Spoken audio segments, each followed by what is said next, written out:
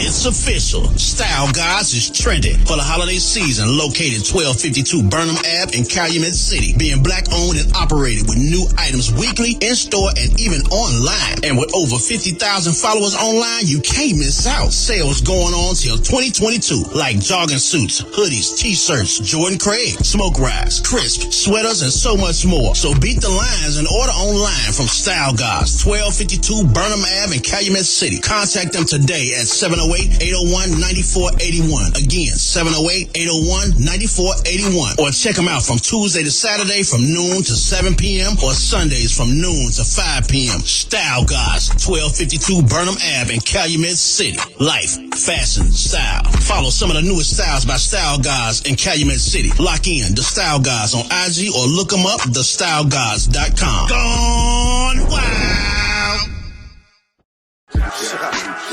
Feeling myself, but I stay in my lane. I know you thinking you nice, but you sounding the same. He need to switch up his flow, but I know that he ain't. Maybe he want to and probably can't. He talk a lot, but ain't saying a word. He's 16, sounding like he be lacing his herb. Reggie Rock told me time to just focus and spit.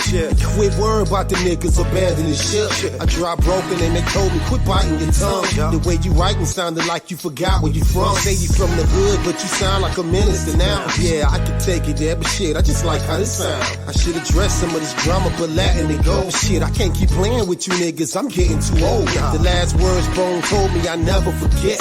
Quit playing with this music and do it to death. Shit, I came back.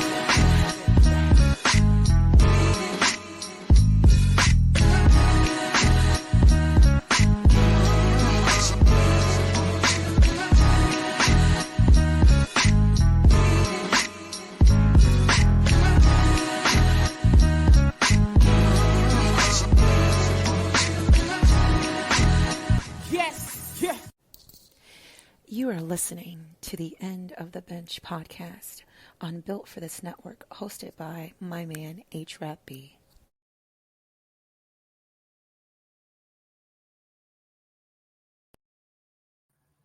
And as they say in the Bible, as Jesus said in the Bible, I am he.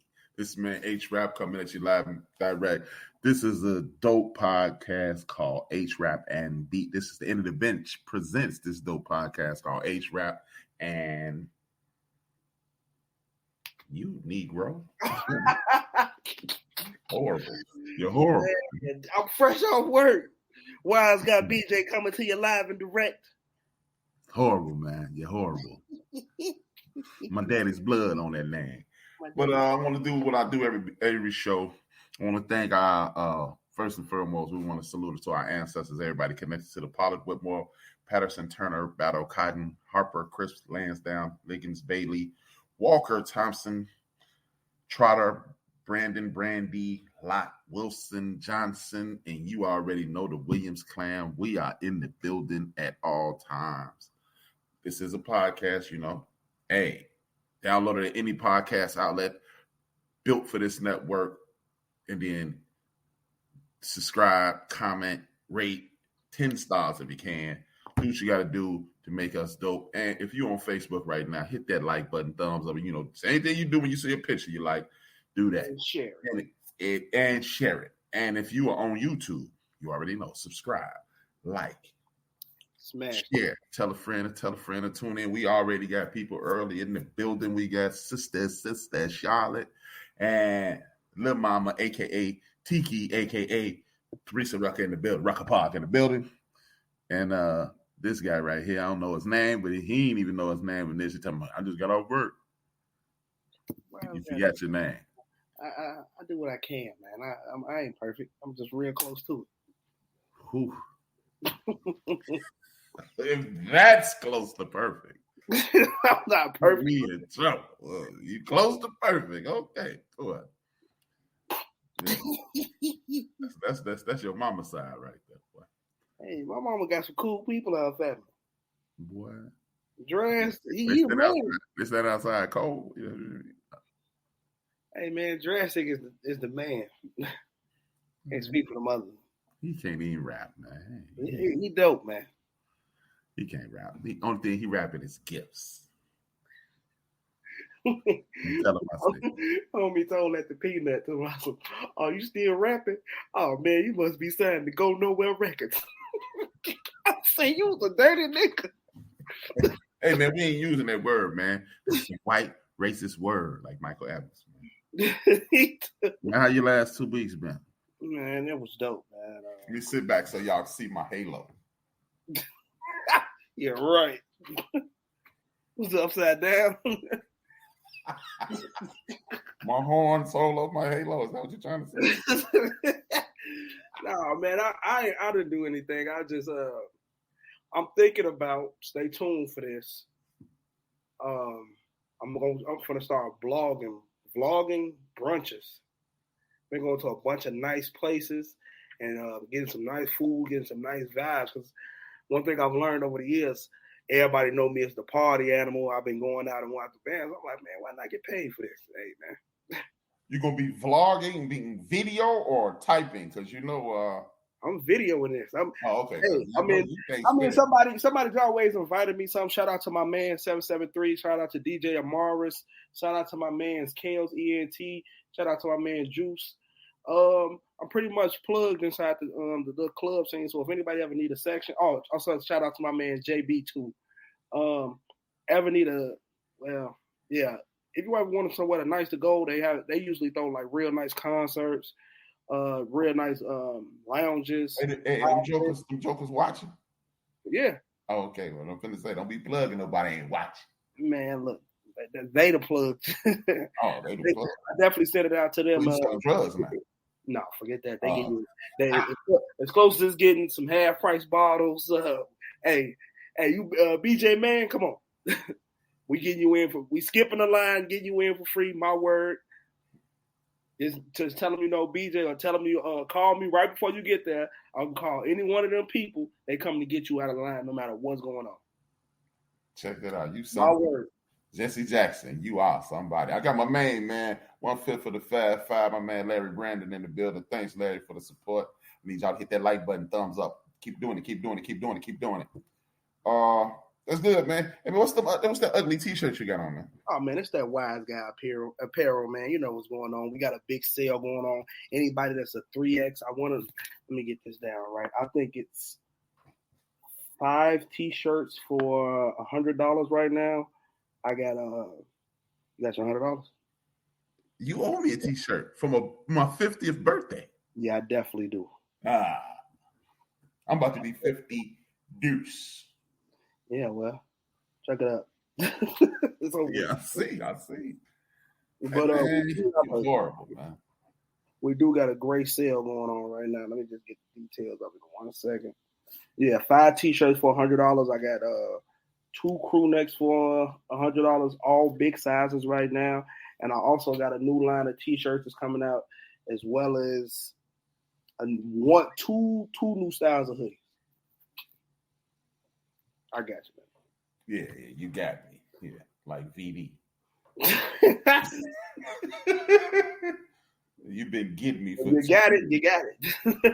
All right. As long as I owe you, you'll never be broke. I got my man Justin from the Elevate Podcast. He's in the building. Thank you, Justin. It's always good to see you. Got my sister rolling the views in the building. It's always good to see the support. Look. Let's get this train moving, man. This week is an interesting week in regards to conversations we're going to have. If anybody, this is your first time watching, this is two adult, young adult and an old adult.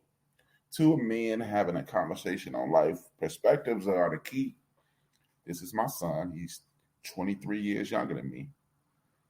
I know I look, look. I look younger than him now. But yeah, and we just gonna have conversations about life, and we gonna see what happens. Today, we're gonna ask a few religious questions because I didn't even realize when I wrote these questions out that it was gonna happen on Resurrection Week, 4104 West Roosevelt Road, Sure Foundation Church. Reverend Darby, looking for you, homeboy. Didn't even realize it was going to be Easter week when I wrote these out. But hey, man, the Lord works in mysterious ways. Speaking of mysterious ways, as I spoke about last night on my show, how I believe the people who are in control of everything, they separate the black community from the church. This is just a theory. I don't, usually I try to have receipts for what I talk about. I don't have anything to prove what I'm bringing up right now. I'm just sitting here. Thank you, Alfred. Good help, man. Good help, man. One day you get you a butler, boy. But no, shout out to No. Yeah, rest in peace.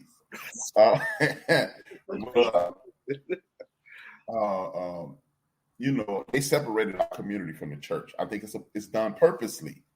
And what I mean by done purposely, you see all these dudes. Me, we've had this conversation. What I call them pork chop preachers. I got that from the late great Stokely Carmichael.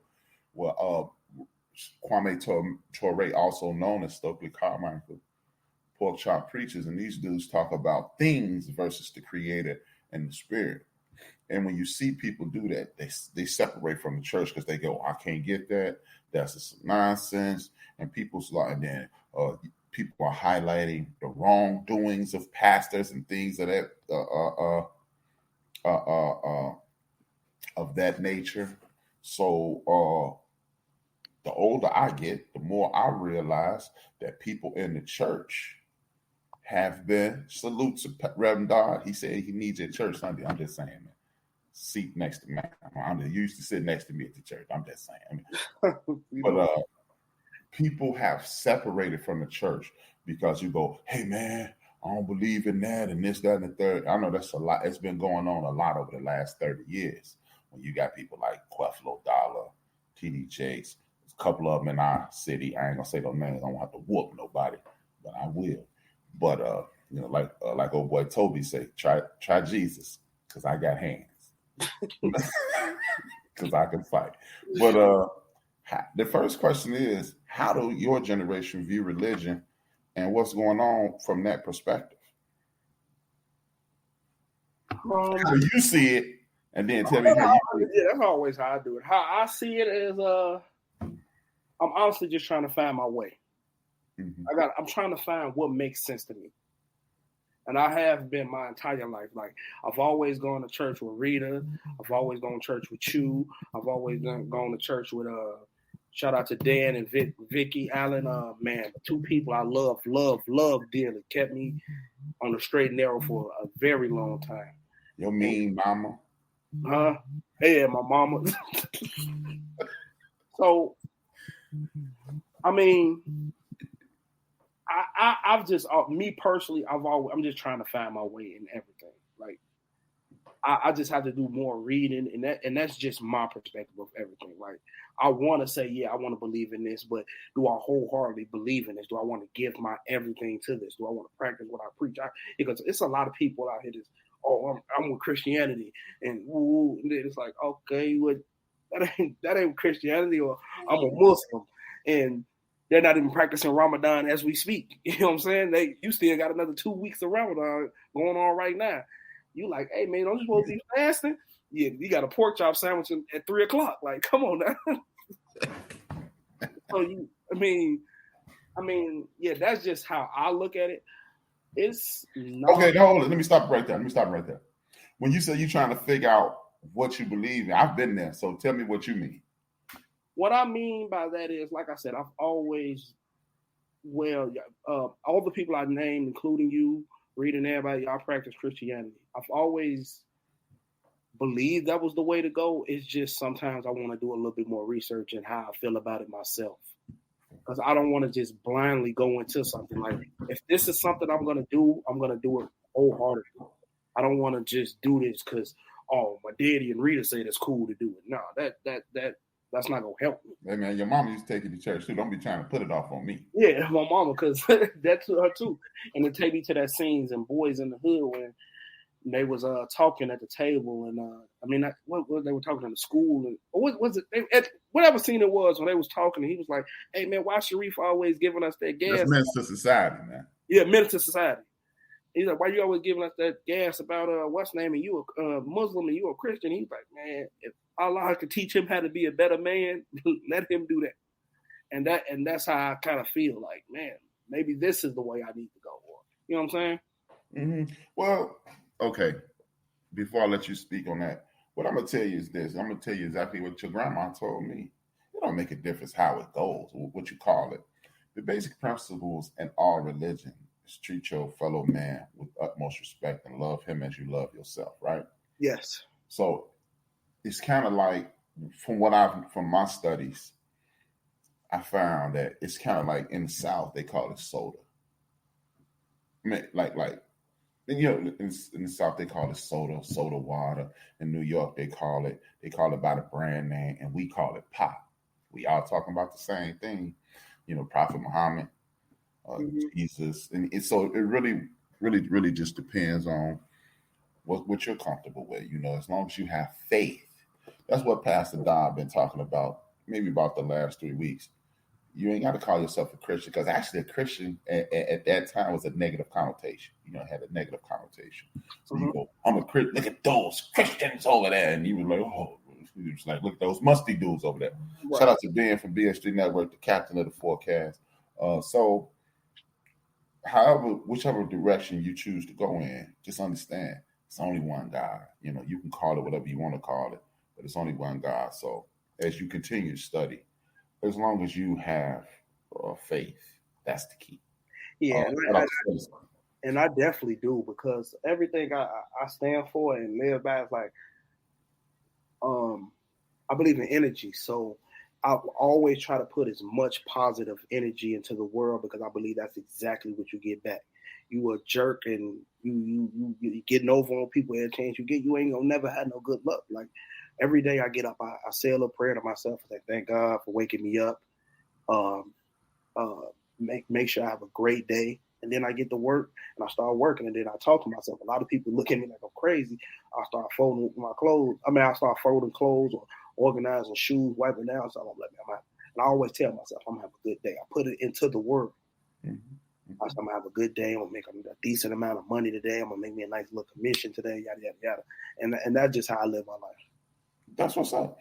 Shout out to the homie Cook. And again, I don't know if she heard me. Shout out to Phyllis, TT Phyllis, and TT Teddy. I know she watch. She always get in late and be like, I can't get in, and then she get in like 5 minutes before the show come on. And we know she watching. She just ain't gonna get in that time. But yeah. So your generation, talk to me about your generation. Where are they at with religion? Because I think it's they're devoid of religion. No matter what, if it's Allah, Buddha, Jehovah Jireh, whatever it is, they are not grounded in anything. And this is what, in my opinion, this is what allowed them to do these reckless things like gang banging and hurting people and doing reckless stuff.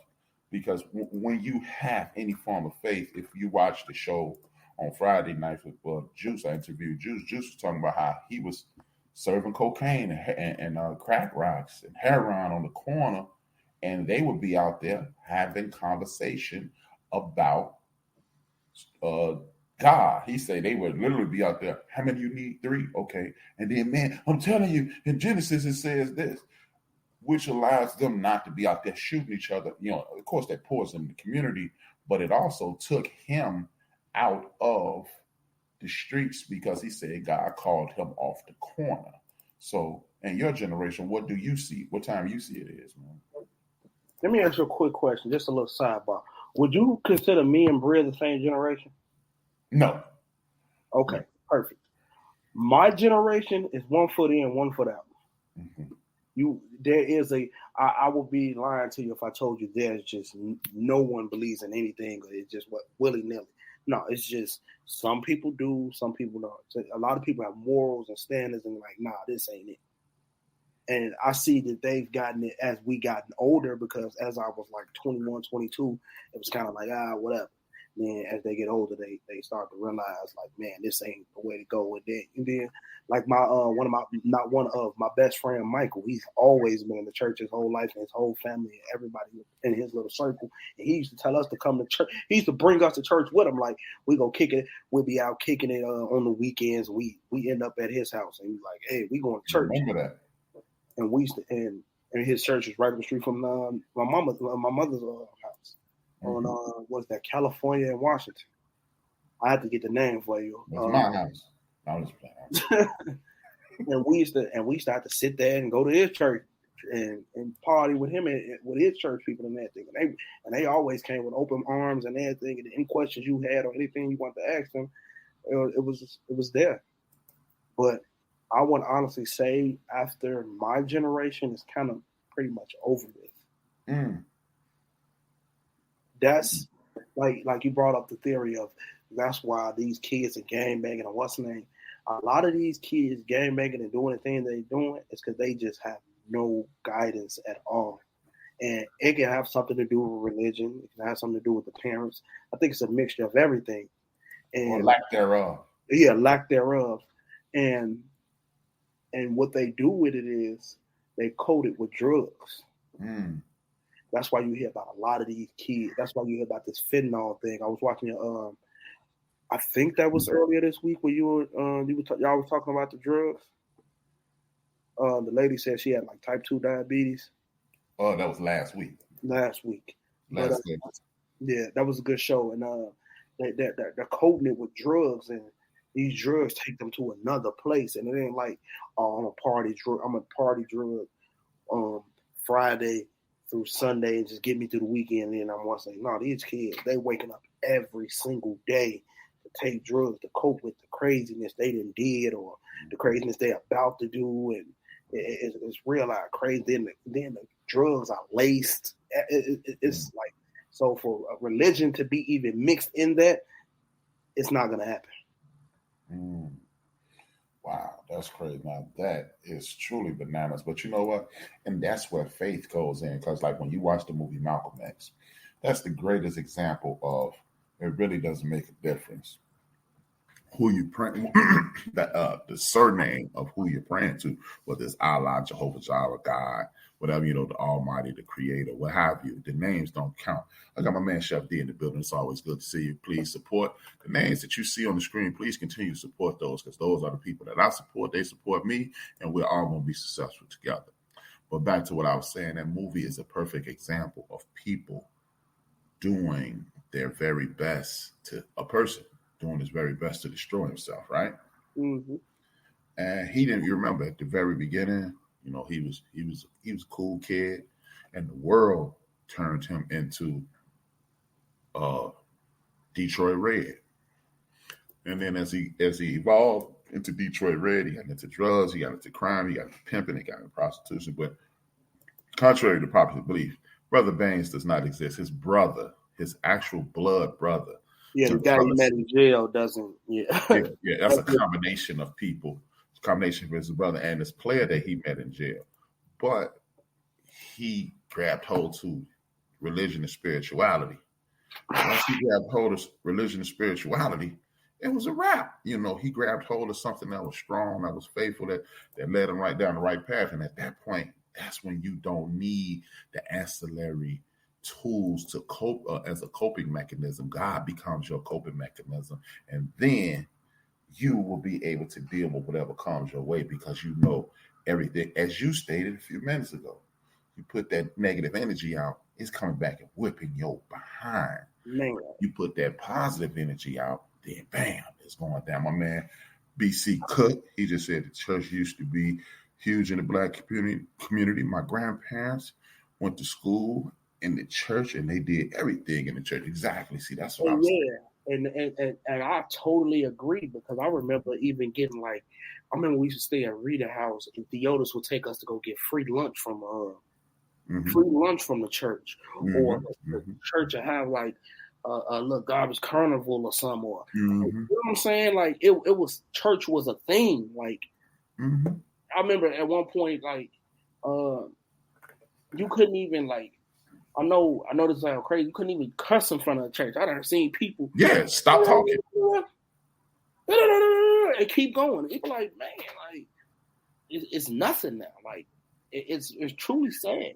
See, and that's the thing, man. That's what I said. I personally believe the Underground Railroad, the first stop at the Underground Railroad was the church. I don't have any documentation. I don't have any proof of that.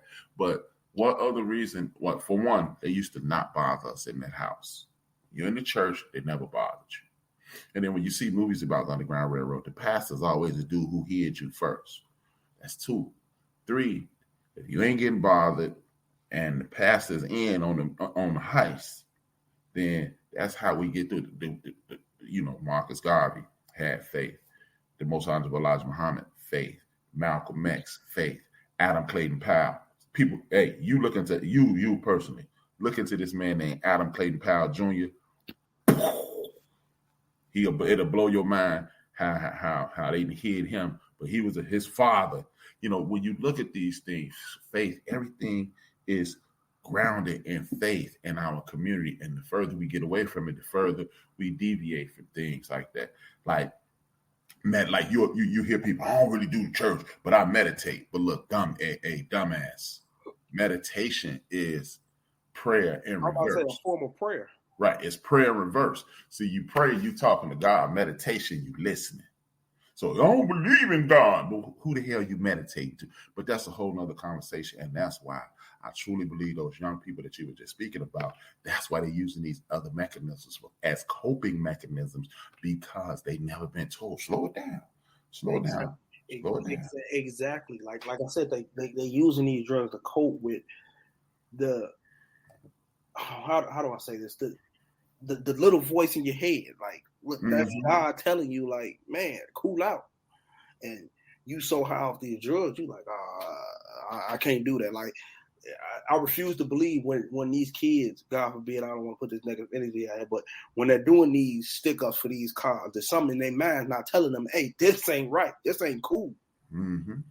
It is telling them, but see, you don't know. See, if you don't know what that voice is, you ignore it. Exactly. And that goes back to exactly what you said. A lot of people just don't know how to slow it down.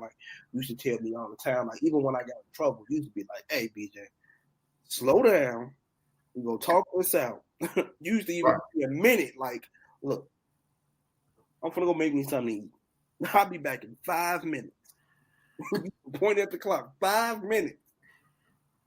I'll be back. Then we can talk about exactly what's going on. Slow it down, man, look, I ain't looking for no quick answer. I ain't looking for you. I'm your dad answer. Used to be like, man, just slow it down and tell me what's going on. Yeah, and see, that's the thing, man. A lot of people rush into it. See, this is why I believe in God. Because I had people like my man who was in the chat room right now, Larry Brandon, Cedric Trotter, and Alex. All 3 of them stood up for me in a class one day, and Larry always teased me about it. He said, man, we'd have left your ass. We wouldn't have been in so much trouble. And it's a running joke. And they stood up for me because we had a teacher who, I'm not going to call him the devil, but he had a demon. Pastor Dodd was talking about that this week. He had a demon spirit. And Larry shook me one day. He was like, man, what the fuck are you doing? Blah, blah, blah. And it just shook me about a buck did it. I've always had good, positive spirits around me who kept me on the right path. Cedric Trotter standing up to an adult when standing up to an adult was a death wish, man. So when you have all these things and one of the things that really let me know it was God is the same year that I'm talking about. I just couldn't get right. I was just on BS that whole year. And one day, Mr. Morosky, he was the teacher that pretty much saved me, Larry, and Alex's academic career. He said, "Hey man, come to my class on your off period." Larry and them don't even know this. Come to your class because I have been fucking out, dropping the ball. Excuse me. And he said, "Come to your class. Come to my class on your off period, and then we even." I started doing. Of course, some girl, and that's something that me and this dude, Pastor Don, introduced me to. This dude named Rodney this weekend. He was like, he called it the Eve complex. This girl got in my ear, and I went to the library, and I heard Larry, I heard Cedric, I heard Alex, and I'm like, man, I'm gonna let them down. So I go back I'm saying, get back over here, and I heard another voice as I'm walking to the class, instruct me on going into the bathroom. I ain't had to pee. I just went in the bathroom. I'm like, why am I in here? And I washed my hands, and Mr. Morosky walked in. He said, he's called me Willie McCovey. He said, Willie McCovey, because I'm left-handed. I said, Willie McCovey, boy, if you wouldn't have been in this bathroom, I was going to fail you. So when you realize all those little voices, and I can give you chapter, book, and verse on 1,001 times in which God stepped in and stopped me from death, incarceration, and failure. So and that's because Grandma, my dear Lois, Mama Esther, Rita, my mama, and other good people who have been in my life, they instructed me, hey, this is where it is, this is where it's going, and this is where it needs to be. And a lot of people, see, it's easy to point at your generation and Bria's generation. For those who don't know, Bria is BJ's little sister, my only daughter. BJ and Bria are my only children. People don't, in their generation and part of your generation, they've never, oh man, they know better. Why do you think they know better? See, this is what I want the people who are listening to realize, and then I give you the floor again. Mm-hmm. It's rich people, Larry Elder, and these other doofuses that walk the earth that tell people that black people lazy and trifling. They look at people who work for a living every day, who don't have millions of dollars, who are not in a great position. Well, you could just do it. I did it. So when you look at them and go, coon, sellout, clown, Tom, when you look at those children who acting a fool, you're pretty much Larry Elder and them and Jason Whitlock and them and all those dudes, but you're just saying it's somebody who are under you. So that's why I rock with it. Go ahead, finish, and then we can go to the next question. Shout out. I didn't see the name. I don't think it was a name up there. I just read a comment that said they don't have a fear. These kids don't have a fear of authority. That's my man, BC Cook. Yeah, his name wasn't on there. Yeah, he on Facebook. Authority or God, and that's 100% true. Like when you have no fear of anything, like you can really do anything. Mm-hmm. You're bound to do anything. Like it's good and bad though.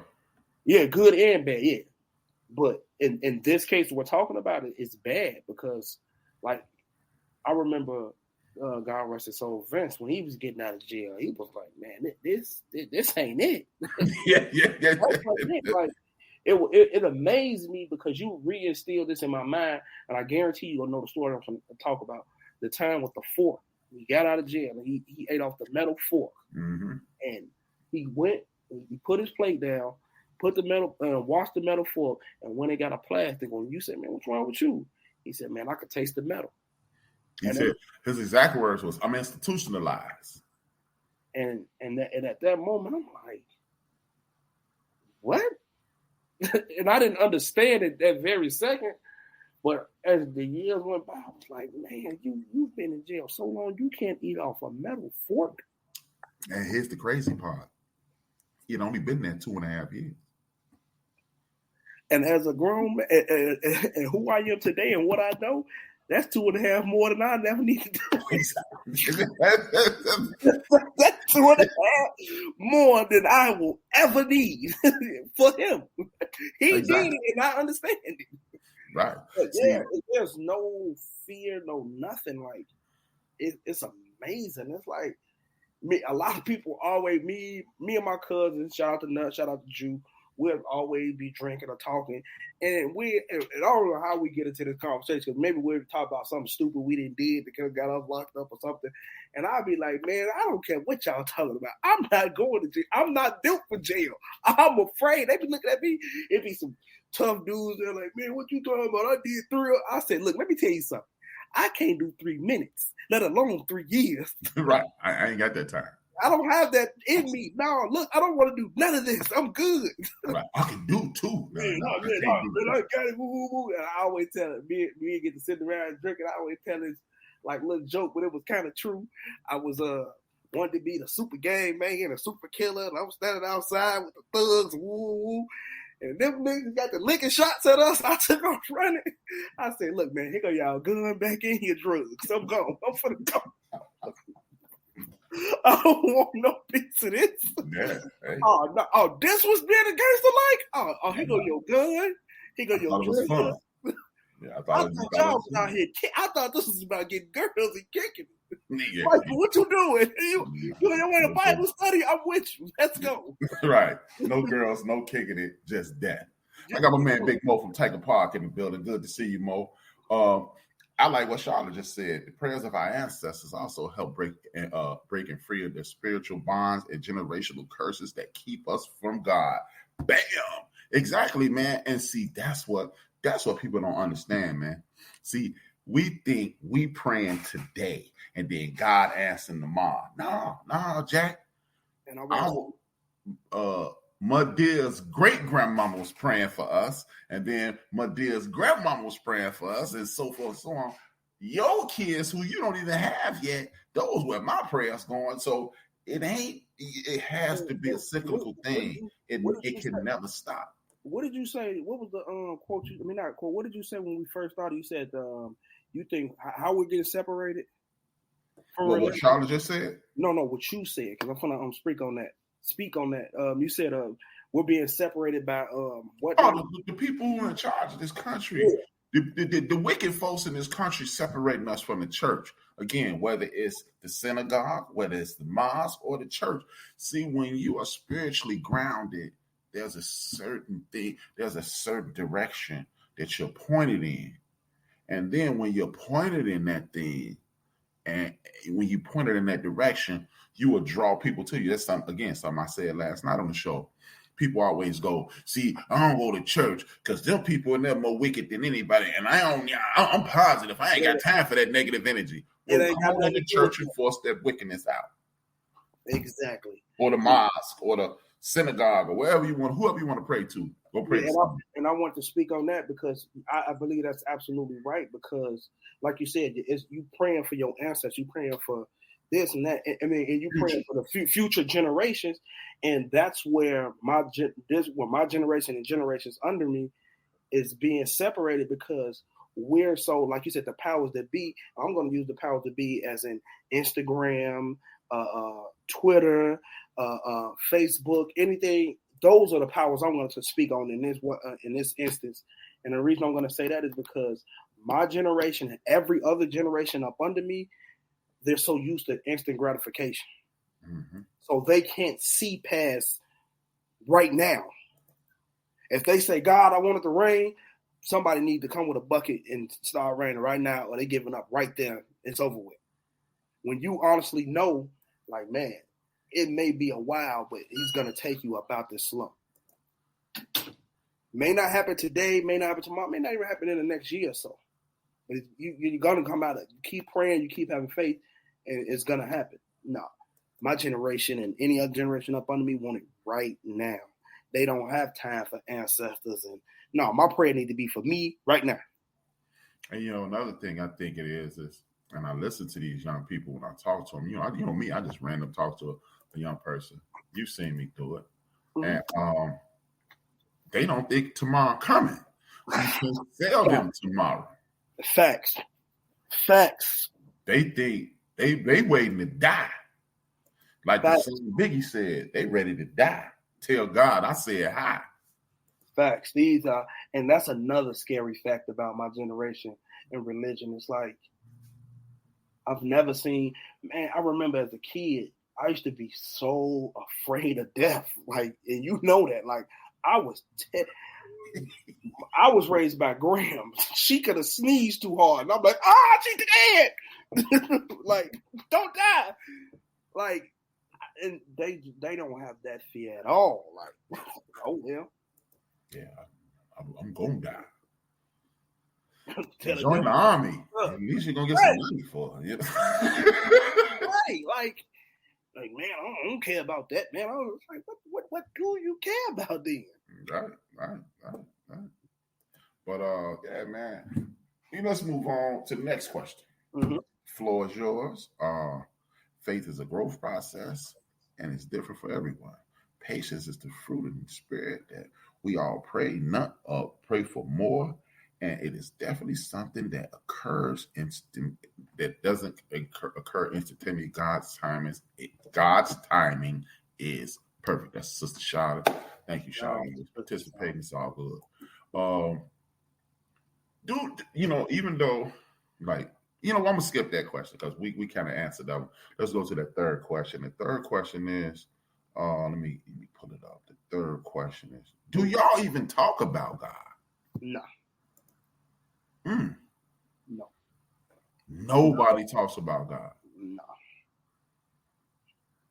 Wow. I can't tell you the last time I even heard somebody say anything about God. We got flat tire. Honestly, no, that's a lie. Because I feel like the only reason I've even had a conversation about God is because I work with Muslims, Arabs. So we try to understand. I've worked with a great amount of Arabs, and they were very, very great in understanding people. They weren't just the jerks that people think they are, the money-hungry people. These are people that will sit down and explain every piece of their religion and why they feel the way they feel. And we even got to like race conversation. I was like, well, how do you view this? And they'll tell you like, well, don't feel offended by it. And I said, I don't, because I honestly want to know how you feel or how this makes you feel or how do your people see this? And they'll tell you. So that's the only reason I've personally had one. But if I've been around just a bunch of people that I know, no. Well, I'm gonna give you a little piece of information. If you want to have that conversation, it's somebody who you hang out with 4 or 5 days a week that want to talk about God. You don't even know it. He probably never even told you. Who? Peanut. Oh yeah. Yeah. Yep. He reaches out to me about God. So maybe you should see this is one of those things, man, when nobody's talking about the future, spirituality, the afterlife, things like that, being grounded. Maybe, and you the only person that's there that has that, maybe it's on you to step up and say it. Because a lot of people are afraid to ask because they think they're gonna be looked upon as crazy or punk. Some lady just said hello, hey BJ, I don't know, Nicole Crumble.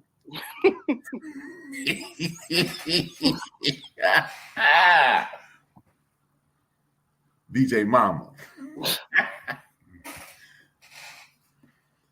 But yeah, maybe it's on you. See, the thing, like, what the funny thing is, man, some of my closest friends, Alex, Larry, Cedric,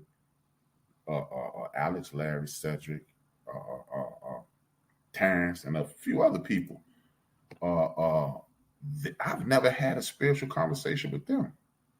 But here's the thing: for the last, I got my man Reg in the building. I sent them scripture for the last 13 years. Ain't neither one of them say, "Hey man, don't be sitting there God stuff." So we've never had the conversation. But again, we come from a different generation. So again, man, maybe it's on you. Maybe it might be. It might be because.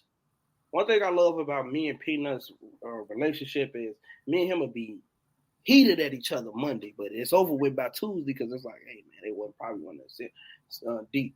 But how our relationship elevated over the years, like how it's gotten better because me and him used to kick it. I remember the time. Peanut is one of the reasons I hate strip clubs and I really don't like clubs. I really just go to support somebody else because this is no exaggeration. I promise you it's not. He attests to this.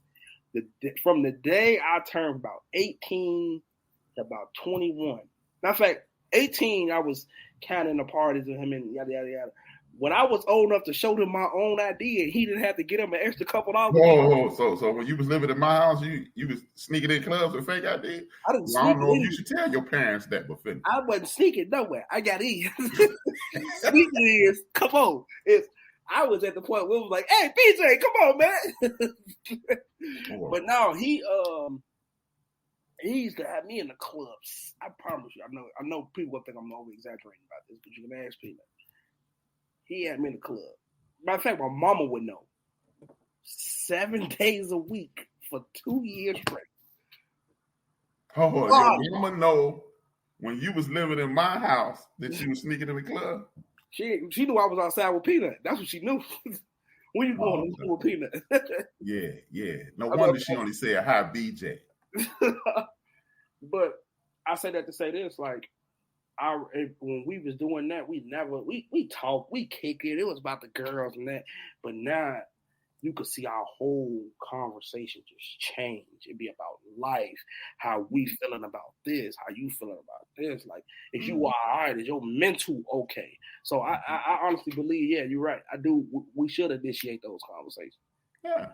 See, because those conversations put you in a better space. It brings calm to your world. See, a lot of people, man, they're afraid of those conversations, and why, I don't know.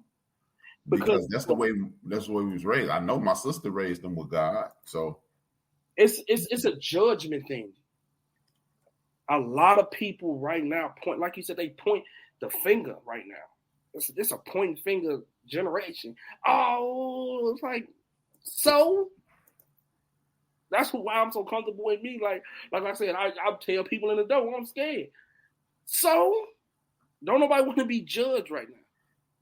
And that's not to say Peanut like that, but my entire generation, they hate for us to feel uncomfortable. It's like, hey, whatever.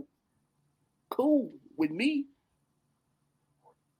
Yeah, but you know what, man? That's not just your... Look at that. You see that? You see this? You see this? You see this? You see that? That's your mom. BJ, your mom. That ain't just your generation. What it is a lack of, again, it goes back to, we got DJ Purplicious in the building, built for this network. She mad love to her. You know what that is? That's a situation. That ain't just your generation. It's a lack of boundaries set for your generation. Because, dude, that's good old fashioned raw dog peer pressure right there. You afraid to be and who you are and what you can be because you think somebody gonna say something. You won't wear the clothes that you want to wear. You will smoke weed. You will drink. That's why I started drinking, because everybody around me was drinking. I thought it looked cool, and you know, you would do a lot of things. But the fact that it's 25, it's 21, 22, 25, 27, 29-year-old people saying, I don't want to be judged. That means you've never, all those times that you and Bria was thinking. Remember those times I used to sit you and Bria down, and I get to preach it to y'all, and I'll look at y'all face, and I'll go, I know y'all saying, man, why don't you shut the hell up? And y'all would laugh. Mm-hmm. That means nobody sat down and had those conversations with them. Mm-hmm. Like something happened with Bria at work recently, maybe about 6 months ago, 5 months ago, and you know, me and Bria was beefing at the time, but Nikki told me, your mom, okay, no, but she told me, and Bria handled it properly, and it didn't, it just went down, went like water off a duck's back with Bria. I say, see the benefits of having a jerk ass dad, because y'all, I used to tell y'all, I used to like, hey man, remember this conversation? Hey BJ, you probably hate me until you're about 20 years old. When you're 20, you're going to look back and go, oh, that's what it was. And when you turn 20, that's when me and your relationship, we were real rocky in the teenage years. And from 18 on, it's gone up. Yeah, so, I just told somebody that. I was like, yeah, they didn't have no conversation. I was just talking to somebody about Lorraine. And they was talking about how people talk to them. I was like, well, I didn't really have a granddad, but I had Lorraine, and she tougher than any nigga. I know. So. I wouldn't fight I literally just told somebody that. I said, well, I didn't really have a granddad, but I got my auntie Lorraine, and she tougher than anybody. I bet you know. Hey, I wouldn't fight. Hey, I'm not fighting them. So, man, Lorraine. See, that's what that is, man. That's that situation where, well, you're not, if you don't have that, see, that everything that you're saying is going on with the people in your generation and after is a lack of foundation. That's the true essence. That is the microcosm. That is a microcosm of the Black community. We don't have foundation. We don't have language. We don't have diet. We don't have God, right? We don't have culture. Hip hop and cool and what you know, daddy. That is not culture. That's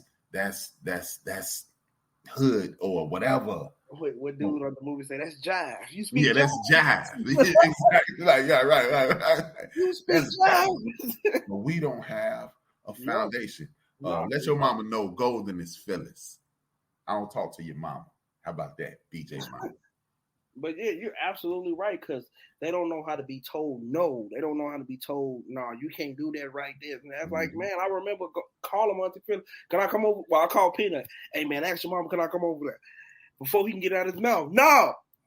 And it's like, yeah, I was mad at that point, but then I understood, like, hey, man, everything ain't going to go your way. You can't come over here this weekend. It's over with. Right.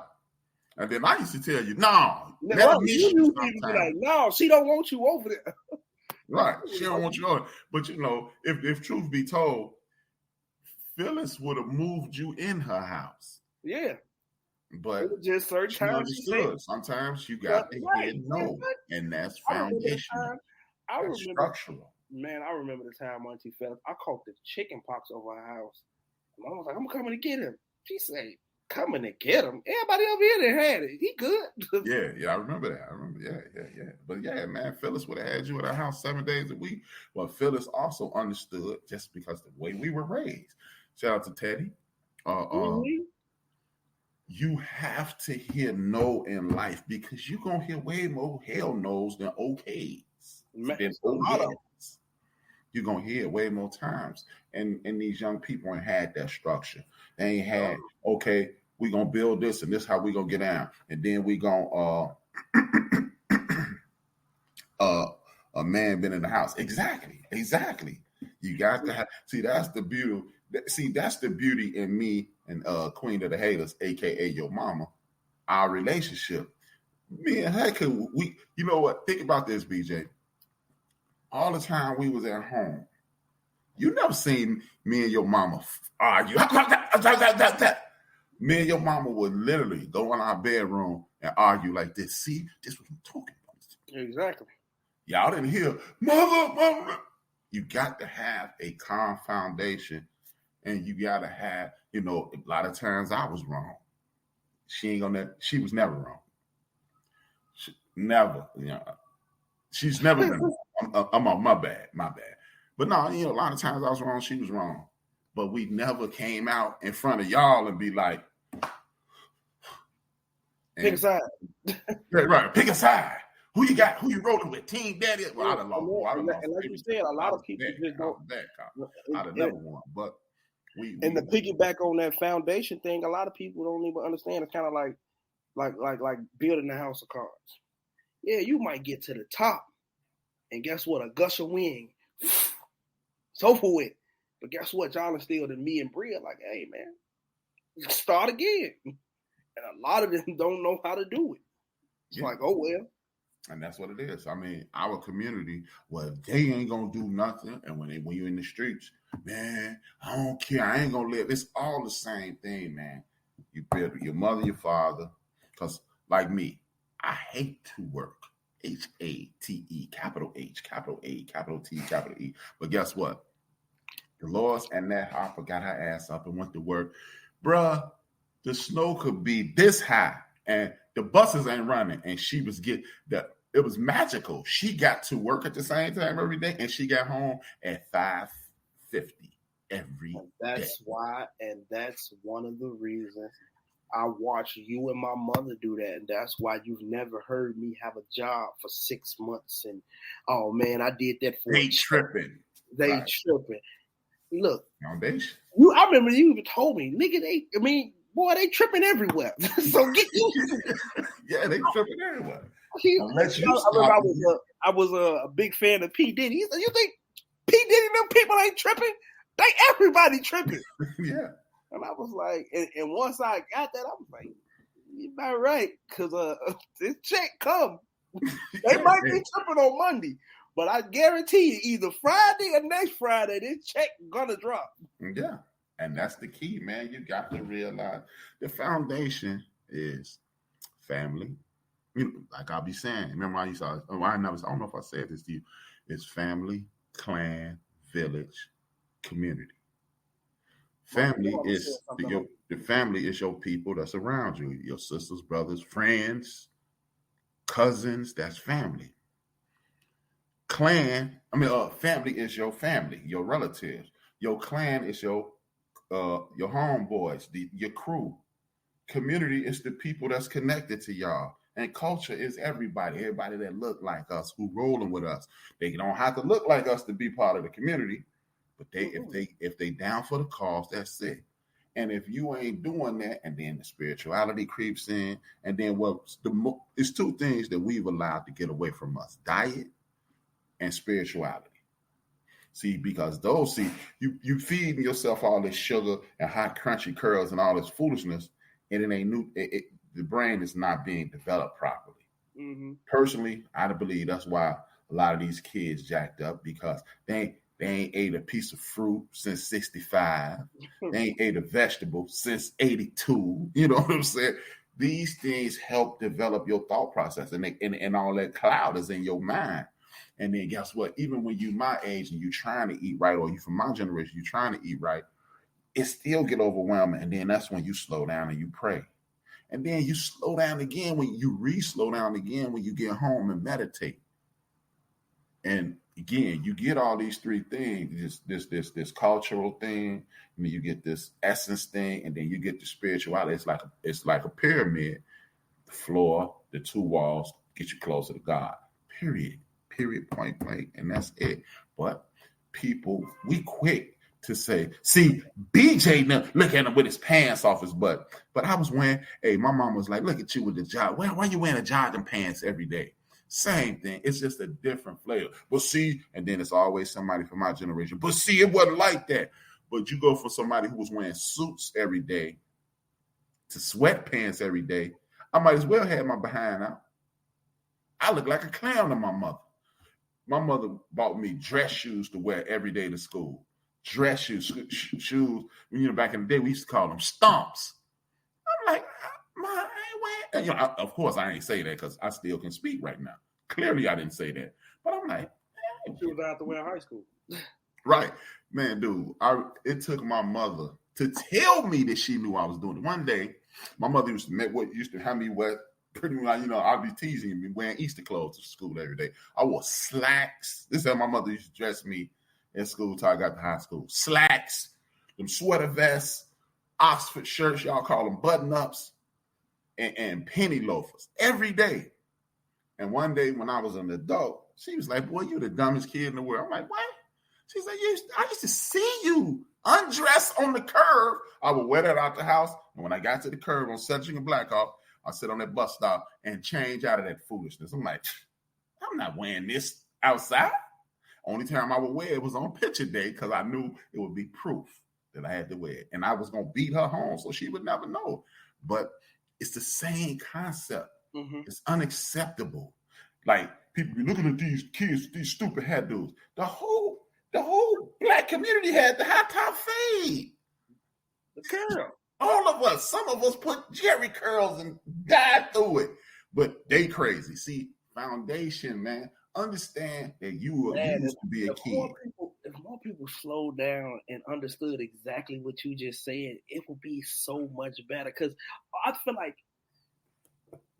my community, my generation, and the generation just want to hear that. Like, you know what? It's not that bad. Relax. Y'all look messed up, but I got some stories to tell too. And then y'all will relate, and then that person will get more comfortable. because y'all looked at everybody, like you said, everybody looked at, man, what these kids dyeing their dreads blonde for? Half of your high top fade was black. I mean black and look, you had a high top fade like this, and they called it a Gumby. Right, like you paying somebody to go to sleep on your haircut. Yeah, man. So it's I mean, if that I guarantee, if that conversation happens, it needs to happen just like that. Like I would literally make that an open. Like I know what y'all doing, and it's not that bad. But that, like, okay, remember, the biggest problem me and you had was school, right? Because you thought I was this smart guy who did the schoolwork all the time, and it took me. And the key is like I just didn't think you understood. Yeah, and I was like, bruh. Your mama came home and said, Nikki, where did I go to high school? And she was like, you went to high school at 2 high schools, my high school and the one you went to. And remember, you told I took you to get grandmama house. I said, Mom, would you tell him? She was like, this Negro did never do no homework. I'm like, BJ, I got Denise milk and cookies in the bed. Dude, I hated school like the devil hate God, Jack. Well, I was the master of summer school, Jack. I was so cold at summer school. We used to have to pay for it. I got the school to pay for it. I was like, but I was trying to tell you. That's why I always that's why I used to let you slide sometime. You didn't think it, but I'm like, dude, I was hard on you. I'm thinking as I'm older and I understand that, I'm thinking I got over that Negro. I am smarter than the average bet, nigga. Never. You looking like, yeah, you know what? This one ain't even worth it. All right, BJ, you got it. Remember, I used to tell you, BJ, you read not the playbook that I wrote. But see, I don't know. Again, that comes from your grandma. Like, it all again, man. The foundation starts with the spirituality. You know what, man? Here, watch this. I can't think of one day my mama went to church in all the 40 years she lived of my life. But you know what I did used to see her do? Sit in her room and pray and read the Bible. So it's just the foundation. It always comes back to where you start. So you create the thing, and then all of the things fall in line. Like you used to see me read. And then I don't really like reading.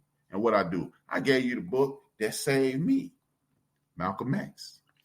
And you sat up and read the whole book. I didn't even think you was going to read the whole book. I ain't going to lie. I thought you was going to read a little bit. And you was like, yeah. And you end up reminding me of Ella. I forgot about Ella. But again, now you read. That was the plan in the beginning. Yeah. 2 or 3 chapters in the middle. I mean, in the beginning, in the middle.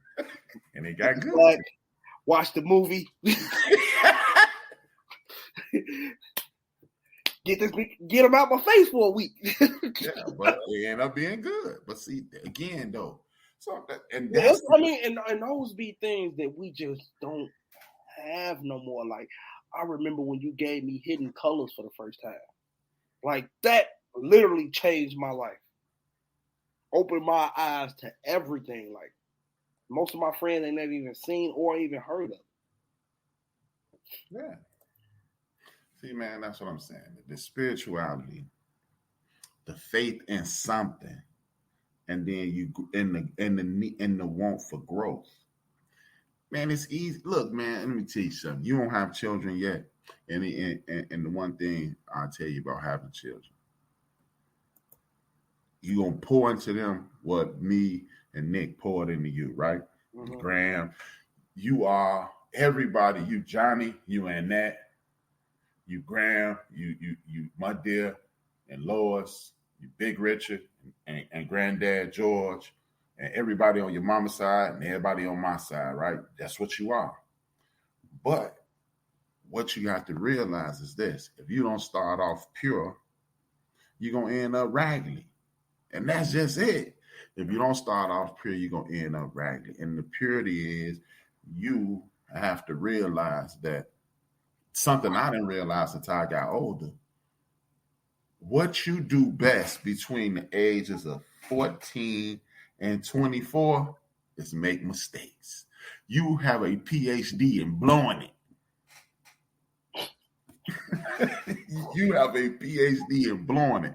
And then when you realize that, you go like, and then that's what reading the Bible. That's what'll help you, because everybody think it's a book of magic. It's not. It's a book of it's like the rappers say, it's basic instructions before leaving Earth. And it's the Quran, it's the Torah, all of that. It's the same thing. And guess what? All those things came from the continent. So when you get those numbskulls that get the holler, man, it's the white man's religion. How's it the white man's religion and your black ass invented it? But that's neither here nor there. You need the foundation of truth. And then it teaches you patience. It shows you if you have faith, you move forward. It teaches you patience and letting things develop. And then I remember me and you were having a Bible conversation back when I was there. And I'm like, man, here you go with these stories and this and that. He was like, no, it's not about the stories. It's about what happened within the stories. Right. With the lessons that was learned. And that's what you take. Like, if you ain't believing in some snake talking or parting seas and feeding, no, you take the lesson of what happened with allegory. Exactly. And that's what you believe in. Right. It's the lesson, man. And 99 times out of 100, this is how God works. Whatever you're going through, like Reverend Dodd send you them things every Sunday. You were saying before we was in the green room, you was like, man, I really appreciate those. Those things show up right when you need them. Man, don't they? I could literally just be sitting and chilling, and I may not even be going through that. Now I'll be watching Family Guy or Family Guy watching me, and then something shoot across my screen. I'm like, man, what do you want, man, with this? It'd be like, man, I needed to hear that. Like, and nothing, like I said, nothing was going wrong in my life. I didn't have no troubles or anything, but that was exactly what I needed right then and there. Now, let's get to this last question, because we've been on an hour now. And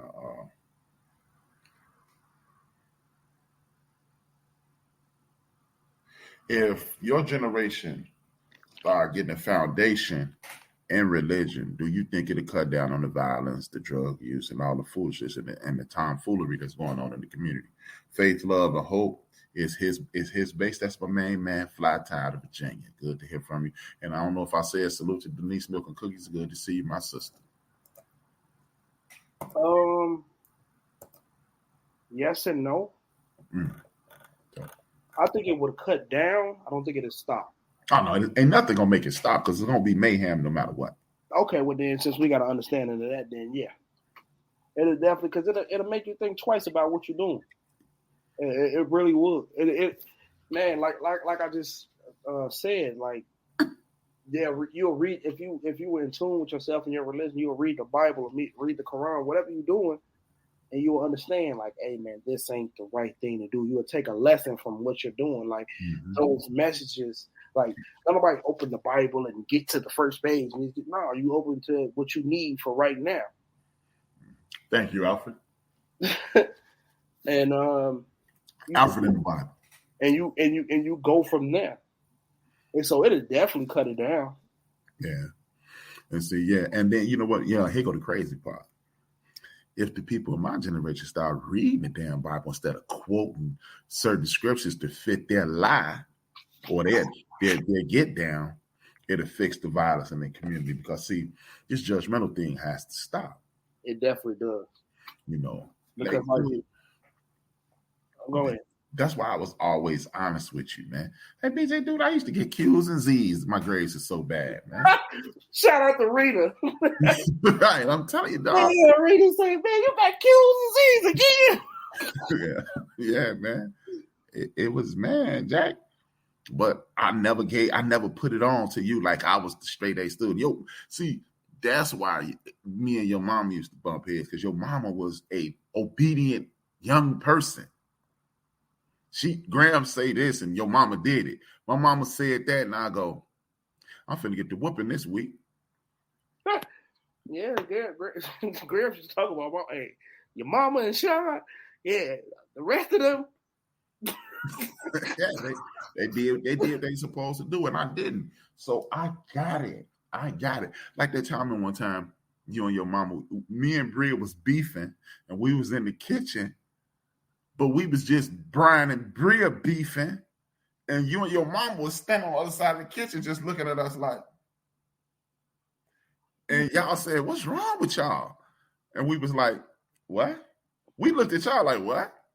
We was like, and we pointed at each other, he get me.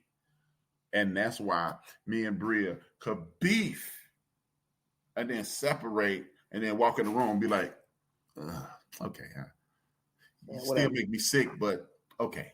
Right. So it'd definitely cut down on the violence, though. Yeah. It would. And like you said, the judgmental thing just gotta stop, because like I said, nobody likes like you even admitted, your generation, my generation, nobody likes. I ain't even gonna lie to you. My generation, some punks too. And what I mean by punks is like, yeah, nobody likes for the finger to get pointed at them, but my generation, they take it super duper duper personal.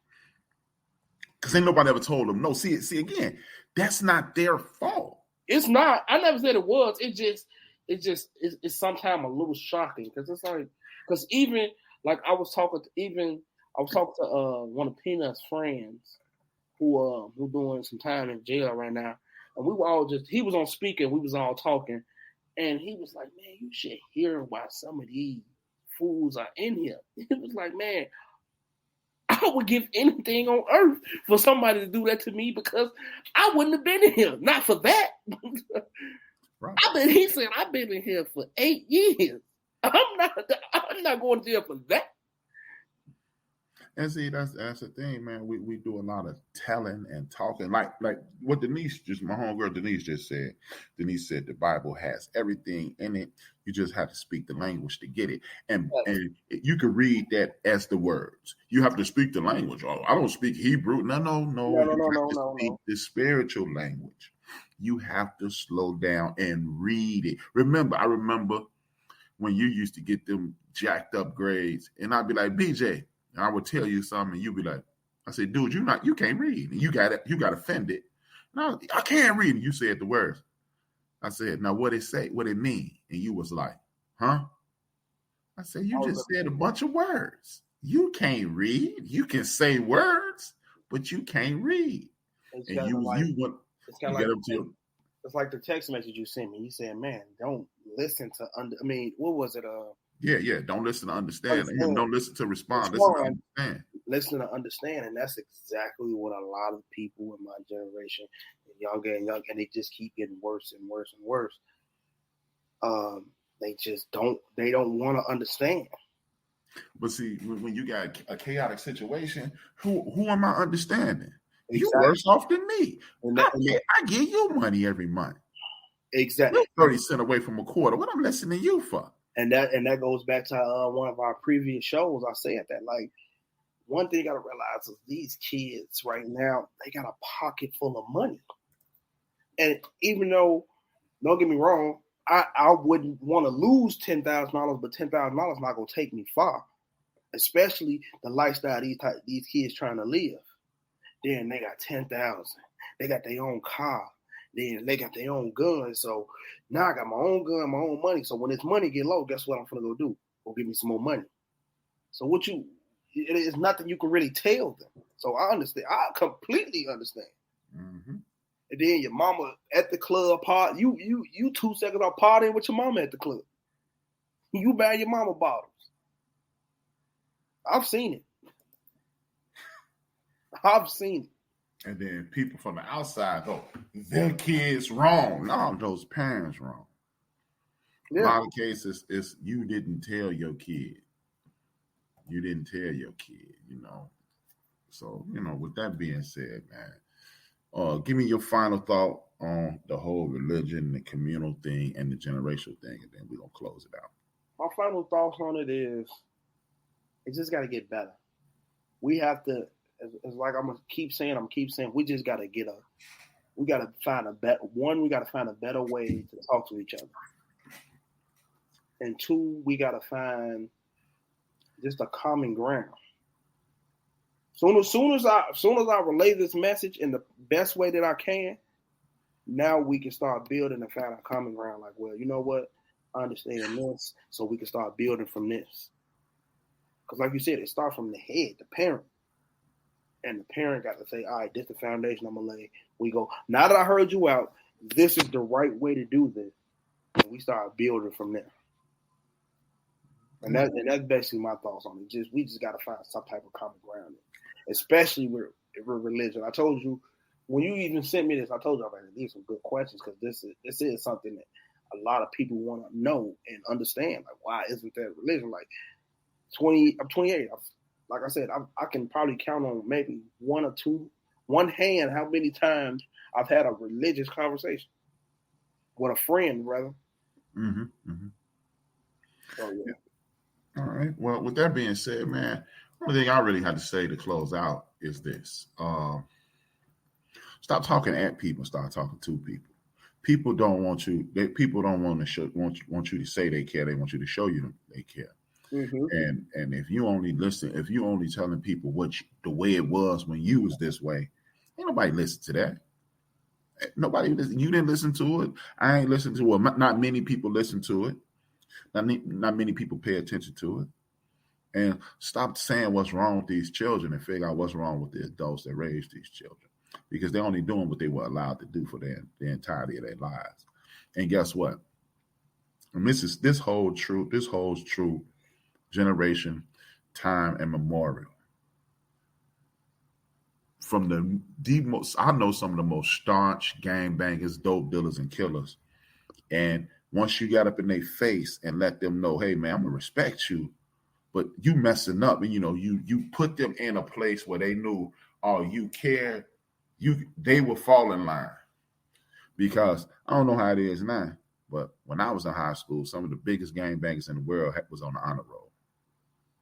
Yeah, that's crazy. And that's just so crazy to me. I mean, we'll talk about that next time. Mm-hmm. Gang culture and what's going on in the streets. Right. We could do that next time. That could be next season, because I would definitely love to talk about that and understand about that. Yeah.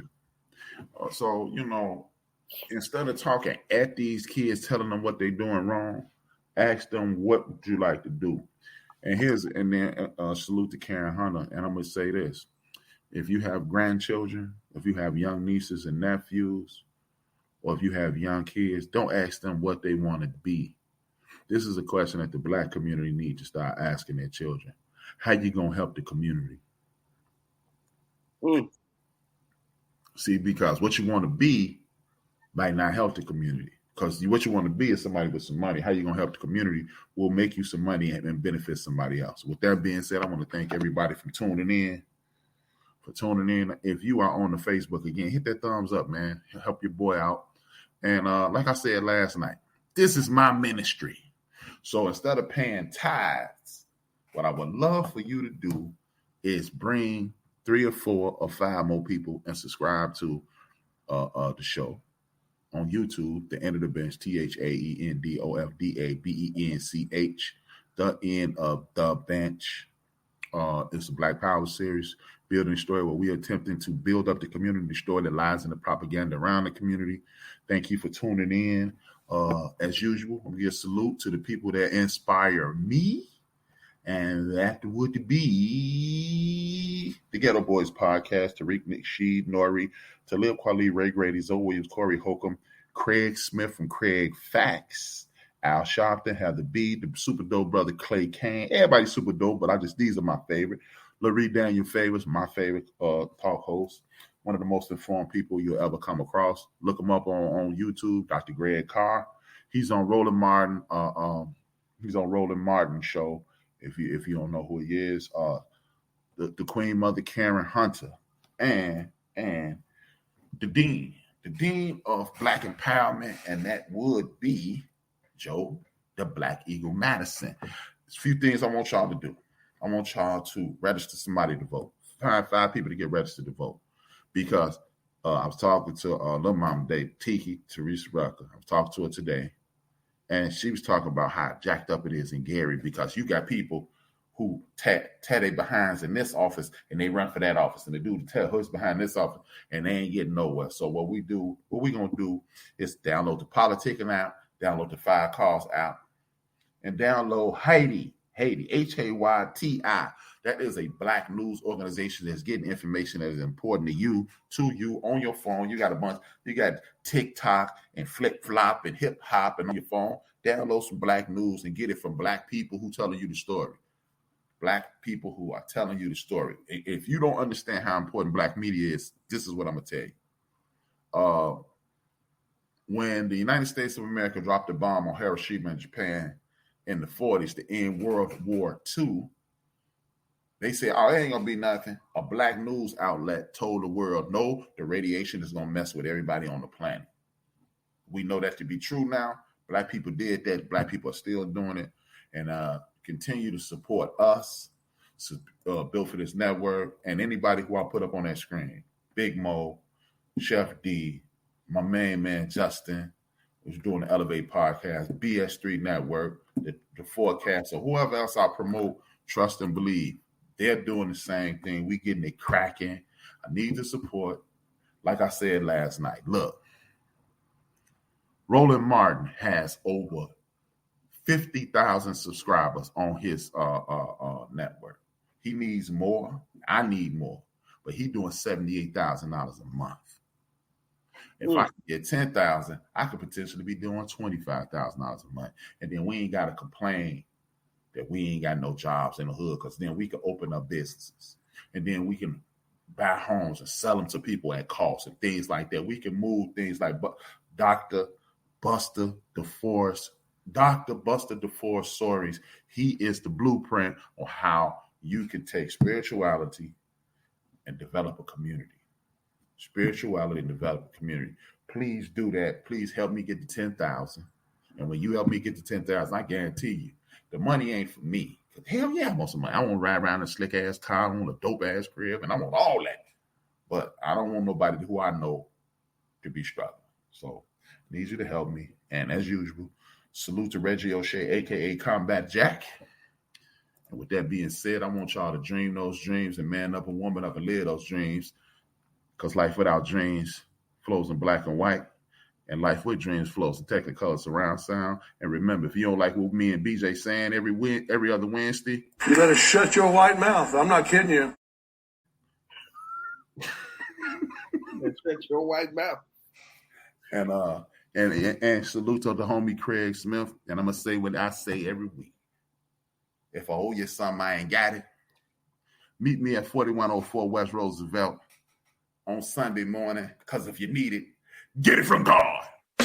We lust for that cheese, we lose sleep, dreams of that cream. We killing our teens, they dying for this American dream. Them government schemes, they turning us to hustlers and fiends. We hustling trees, them politicians smuggling green. Chasing that cheese, got everybody stressed in the streets. Pardon me for speaking freely, let it breathe. Evangelists preach the congregations out of their seats. They writing them checks for tithes now, as people can't eat. She stripping for change for school, now she giving them brain. She used to that loot, she earning, now she giving them strain. He new to this game, but hungry, so he cooking his cane. He getting that paper, but then they gave him two to the brain. It's rules to this game, but hustlers never hustle for fame. The spirit of greed is grimy, so we struggle to change. They put us in chains to take away our African names. But if we submissive and don't resist, then who do we blame? It's all a game, man. These Europeans staking they claim. And you a victim of their game plan. You thinking they ain't, you thinking they saints. Remember all them niggas they hang? Killed our women and our children, all our leaders is slain. They gave us Obama, but that nigga was hoping for change. But Zimmerman is killing niggas and he free. Shit is crazy, babies having these babies and getting checked. But keep the child from they pop to rip his heart out his chest. Our rappers was leaders and now they in the booth and the dress. Spitting bullshit and making more but giving us less. They taking our sound and changing ours, dumbing it down. They taking our jobs and homes and they shutting us out. They taking our kids because it ain't a man in the house. They locking us down, but soon they gon' be wiping us out. They told our women they was too independent to need a man. They told our brother he was too insignificant to advance. It's all a game, man. These Europeans staking they claim. And you a victim of their game plan. You thinking they ain't, you thinking they saints. Remember all them niggas they hang. Killed our women and our children, all our leaders is slain. It's all a game.